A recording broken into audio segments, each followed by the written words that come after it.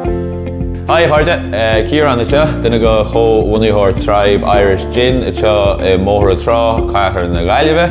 Well, itcha, drive, stoi gwylyn gaelge ffyr tafachtach, agos stoi gwylyn rwydwyd tafachtach fwy'n gaelge nag wyt ala feccal. Na'r has mwyd mach ched y blaen ochan, fi eisiau rach amsa, fer gaeltach dim eisiau, so fi mar olam hain gymach gaelge larnach sy'n golacht. Dyr men am Malawa dori, agus ni ra five beach o blesh, fydd ar gaelge, meid gaelge fi mwyn na yna, nhw chwrsos yn y bali, nhw fiwan idsa, a ta tocian o gael le gaelge, chwle dyna hagas y siach itsa, imwysad le cianach ob sia, so sy'n rwyd fwy, ni'n mwyn na gera ach chance i'r gydini gaelge lars. Common spasi i'r gydini fe comportach, na dini ta gaelge acw, fe comportach chal art, agus na dini ta gera gaelge olam, ati i'r chob freshen, gwyl ar sy'n nan fe comportach agus as olam.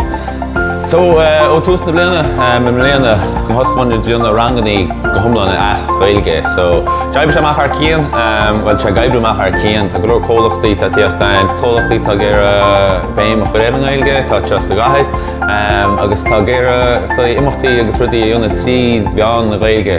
Stoi mar solch y bilog, tan y mewn social ta ffyr tafachtach chwle cholacht fwy lahir. So, stoi ben rydna Michael Chimod ta mwyd y gwza gaelge. Chwle fish na chwle posta chwrs mwyn sos. Ti mwga sy'n, ma tu ti gerd dych no, nhw'n herfi sial tri gaelge, nhw'n tri bian na gaelge. Ni lartach rifos ti hwla ag Kieran ag tribegin.ie.